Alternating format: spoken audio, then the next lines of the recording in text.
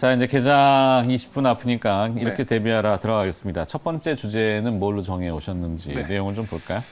내일 걱정은 내일 모레. 어쨌든 장마 랠리, 서머 랠리라고 얘기하기에는 지수가 너무 속도가 안 나기 때문에 좀 네. 이렇게 그래서 제가 미니 좀- 썸머 랠리를 한번 그때 네, 미니 얘기하셨고 썸머 랠리. 개별 기업들은 뭐 랠리한 그렇죠. 기업들이 많죠. 그래서 네. 이제 장마 랠리라는 단어를 한번 써봤는데, 장마 랠리는 또 뭘까? 그 사이로 그러니까 어쨌든 시한부 골디락스 기간이다 이렇게 좀 보시면 좋을 것 같아요. 그러니까 지난 오프닝 때도 말씀해 주셨습니다만 뭐 고용과 실업 뭐 여기에 관계도 정말 좋다라고 얘기하자면 딱히 나쁠 것도 없고요. 그렇죠? 네. 뭐 고용에 대해서 이제 일시적인 부분 또 실업률도 너무 이 테이퍼링을 자극하지 않을 정도로 좀 알맞게 좀 나왔던 것 같고 뭐 성장률과 금리 이런 것도 수긍할 수 있는 그런 범위 내에서 움직이고 있고 그리고 근데 이제 금리가 내려갔잖아요. 네.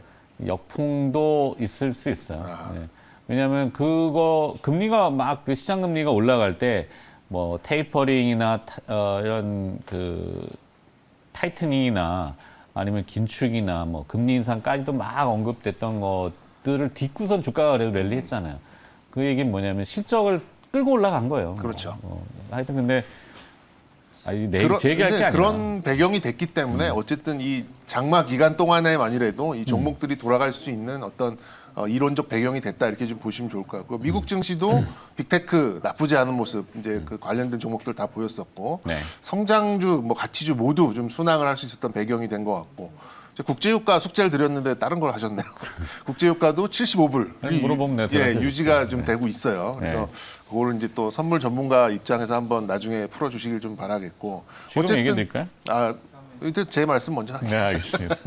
나쁘지 않은 상황인데 좀 이제 개인 투자자분들의 계좌 수익률이 그렇게 썩 만족스럽지 못한 거는 역시 이제 미국에서도 외면받는 IT, 특히 이제 반도체 때문이 아닌가라는 생각이 듭니다. 뭐 결국 뭐 배제될 이유는 없습니다만 지금 늘릴 이유가 딱히 또 없다 보니까 아무래도 좀 미국 쪽에서도 좀 더딘 그런 좀 수급을 좀 보이는 것 같고 어쨌든 결론부터 말씀드리면 이번 주의 키워드는 무조건 수급인 것 같아요. 이번에 이제 옵션 만기일도 좀 있는 것 같고 삼성전자의 또 이 잠정 실적 발표와 함께 프리어닝 시즌에 좀 들어가다 보니까 아무래도 자체적인 변수에 공백이 생기는 이제 그 시점이라고 좀 보시면 될 것 같습니다.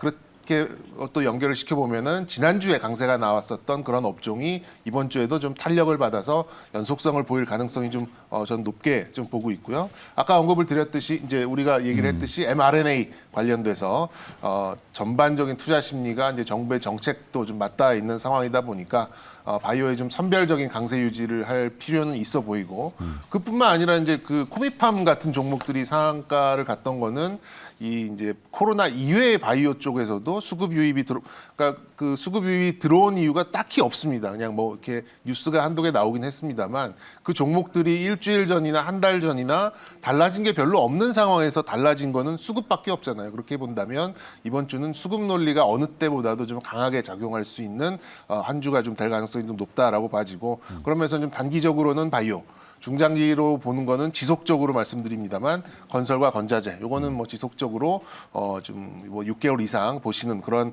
흐름으로 좀 이렇게 염두를 하시는 게 좀 좋을 것 같습니다. 그래서 뭐 단기적으로는 뭐 성장주 뭐 또 중장기로는 가치주 뭐 이렇게 좀 뭐 볼 수도 있겠습니다만 큰 흐름으로 봤을 때는 역시 좀 수급적인 면을 이번 주에는 좀 집중을 하셔라라는 말씀을 지속적으로 좀 강조드리고 싶고 그런 면에서 봤을 때는 역시 이제 SK 바이오사이언스 같은 종목도 좀 또 삼상을 진입한다는 얘기가 좀 나왔기 때문에 네. 한번 좀 보시면 좋을 것 같고요. SK 바이오사이언스. SK 바이오사이언스 그리고 이제 건자재 관련돼서는 한일현대시멘트 같이 또 시멘트 관련된 종목들의 시각이 또 올라올 그런 그 시점이 또 된 것 같아요. 그 안에서 사명이 한일현대시멘트요? 네네 한일현대시멘트입니다. 뭐 합병했나요?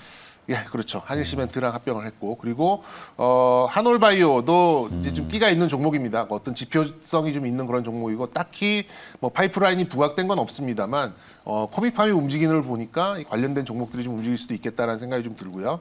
KPM테크도 비보정 관련돼서 바이오 관련된 그런 종목이죠. 그래서 지금 네. 6천 원대 놓여 있는데 뭐 SK 바이오사이언스도 그렇고 한올바이오도 그렇고 한올 바이오파마도 그렇고 KPM 테크도 그렇고 많은 조정을 받았다가 이제 좀 수급 유입이 좀 들어오는 상태다 보니까 어쨌든 단기적으로는 바이오에서 바닥 딛고 올라오는 이제 그런 종목들을 가지고 좀 바라보시는 게 맞는 것 같고, 그게 아니고 좀 길게 보시는 분은 지속적으로 건설과 건자재 뭐 이런 쪽으로 좀 접근을 해보시는 게 좀 좋지 않을까 생각이 듭니다. 네, 집중도는 뭐 좀 여러 가지 이제 KPM 테크 좀 보고 싶네요. KPM 테크. 네네.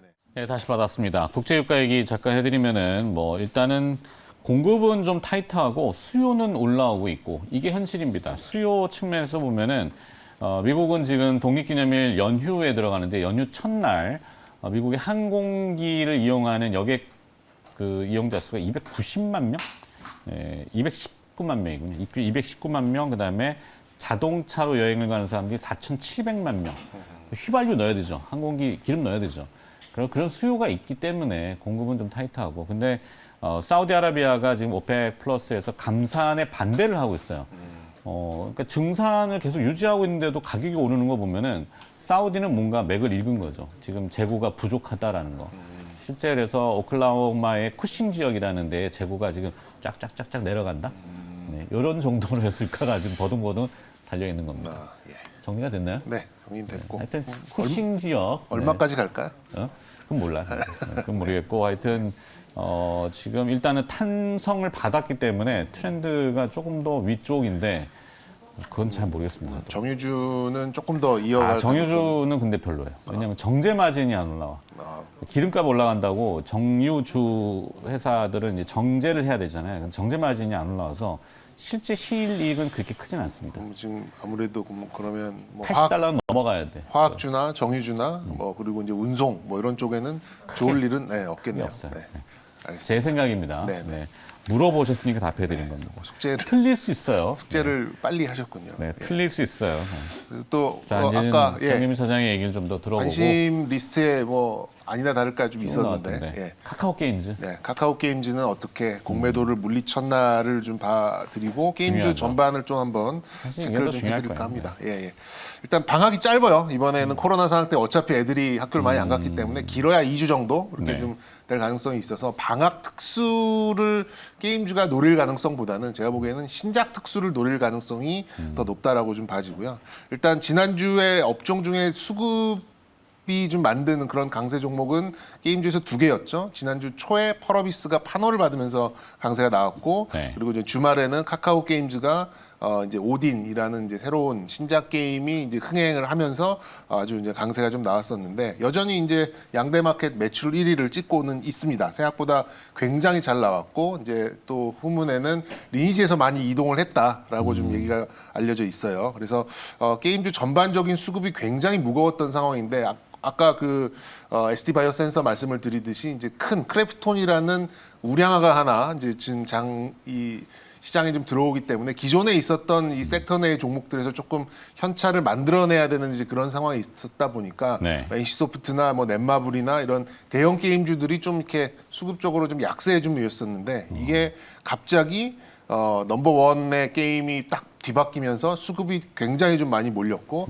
그렇다 보니까 지금 5만 원대 초반 정도의 공매도를 치고 있었던 여러 세력들이 말 그대로 이제 백기투항을 하고 빨리 그걸 갚아야 되는 이제 소위 말하는 쇼커버링 현상이 나오면서 네. 상한가 직전까지 올라가는 그런 현상을 좀 보였었던 거죠. 그래서 원래 게임도 영화도 그렇습니다만 제작을 하는 곳이 있고 퍼블리싱, 그러니까 유통을 하는 곳이 이제 배급사. 따로 있어요. 배급사가 따로 있는데 카카오 게임즈는 이제 배급사인 거죠. 플랫폼을 이용해서 게임을 오디는 퍼블리싱하고. 그러면 카카오 게임즈의 오리지널이 아닌가요? 카카오 게임즈의 자체 IP가? IP는 아니고 라이언 하트라는 이제 신생 게임 회사가 만들어낸 게임이고요. 이 라이언 하트에는 카카오 게임즈가 한 20% 좀 넘게 지분을 가지고 있고 위메이드라는 또 종목이 10% 좀 안 되게 지분을 좀 가지고 있어서 위메이드도 사전 그렇게 올랐었죠. 테스트에 지금 많이 좀 몰려 있는 모양이죠.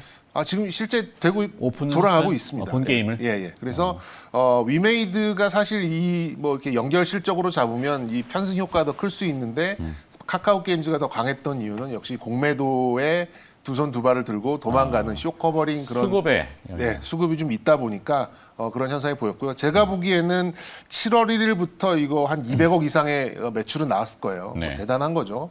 뭐 몇몇 종목들은 1년 매출이 200억 안 되는 회사들도 꽤 있는데 그래서 제가 보기에는 일평균 50억 이상의 매출은 나왔다고 봅니다. 그래서 카카오 게임즈가 1위를 벗어나는 순간이 아마 좀 강하게 좀 떨어지는 그런 상황이 될 것 같고 제가 보기에는 이 매출 1위를 지키고 있는 양대 시장 모두 매출 1위를 지키고 있는 한 카카오 게임즈는 7만 원 위에서 가격이 형성될 가능성이 좀 매우 높고 만약에 이제 리니지가 다시 탈환을 할 경우에는 좀 빠른 시세 이게 그 차익실이 나올 내용을 가능성이 들어보니까 게임의 그 흥행 여부하고는 약간 별개의 느낌이네요. 수급이네, 수급.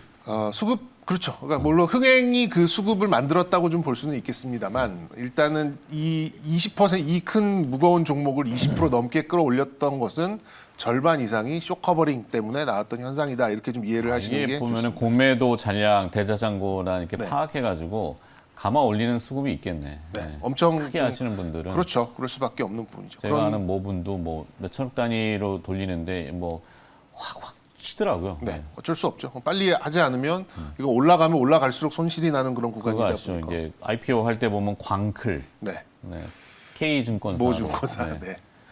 뭐 다른 호가라 그 다른 유명하시더라고요. 세계라고 하던데요. 뭐 네. 어쨌든 당분간 게임 대작은 NC소프트의 블레이드 앤 소울 2밖에는 없습니다. 당분간은 아니면은 이제 크래프톤이 이제 상장이 상장이 공모가를 좀 낮췄죠. 네, 좀 낮추긴 했습니다만 그래도 뭐 지금 30조 뭐 이런 얘기가 좀 나오고 있어서 그때까지는 저는 펄어비스는 약간 중기적인 왜냐하면 판호를 받았기 때문에 이제 중국 쪽에서의 매출이 조금씩 기대되는 상황이다 보니까 네. 급격하게 움직이지는 않을 것 같고요. 그 대신 중기적으로 우상향을 그리는 모습을 보일 가능성이 높은 게 펄어비스 이렇게 보시면 될 것 그러면 같고 연관성으로 기업들이 좀 정리가 네. 되면 또 단기적으로는 역시 카카오 게임즈가 뭐 제가 요즘 자주 쓰는 호가가 좀 표현입니다만 76,000원대까지 나오겠네. 탈춤을 출 가능성이 좀 근데 언제 1위를 내주느냐가 변동성에 또 한 번 커질 수 있는 그런 상황인데 제가 보기에는 조금 더 이어질 가능성은 있다라고 좀 봐지고요. 네, 기준점이 돼버렸네. 네 그렇게 봤을 때 지금 뭐 대작인 블레이드 앤 소울을 제외하면 뭐 블레스라는 IP로 나올 수 있는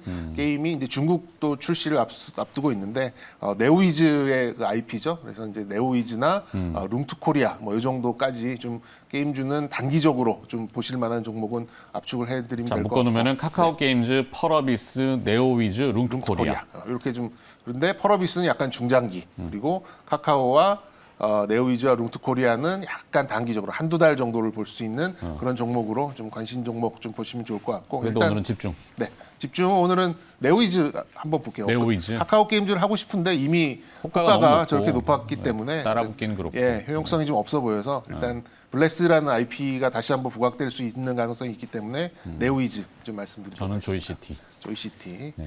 많은 분들이 요즘 회자를 하더라고요. 그래 하나 조이시티. 붙여가지고 저 네. 숟가락 하나 올렸어. 아니 뭐 적진 마시고요. 하여튼 그렇다는 거. 자 개장이 임박했습니다. 호가 또 쭉 들어오는데 그래도 플러스 쪽에 접근들이 들어오고 있어서 문 연 다음에 다시 시장을 들여다보도록 하죠.